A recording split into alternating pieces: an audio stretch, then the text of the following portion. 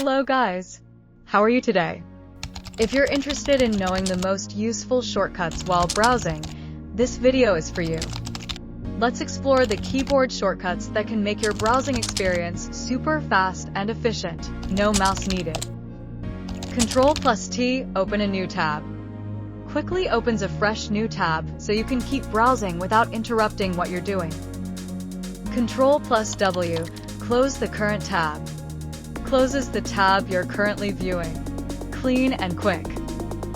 Ctrl+Shift+T, reopen closed tab. Accidentally closed something important? This shortcut brings it back instantly. Ctrl+Tab, switch to the next tab. Moves to the next open tab on the right. Super helpful when multitasking. Ctrl+Shift+Tab, go to the previous tab. Takes you to the tab on the left. A smooth way to navigate without clicking. Ctrl+L, go to the address bar. Instantly highlights the address bar so you can type a website or search something. Ctrl+D, bookmark the current page.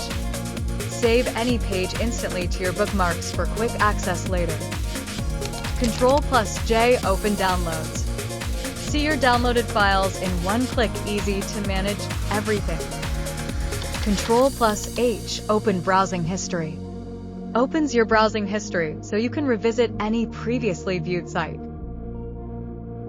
F5 or Ctrl+R, refresh the page. Reloads the page you're on. Great for updating content or fixing loading errors. Ctrl+F, find on page. Search for specific words or phrases on any web page, super useful for research or scanning articles. Ctrl++sign or Ctrl+-, zoom in or out. Increase or decrease zoom for better readability or more space. Ctrl+0, reset zoom. Resets the zoom level back to normal, just like that. Alt+left arrow, go back. Takes you back to the last page you visited. Alt+right arrow, go forward. Moves you ahead to the next page if you've just gone back.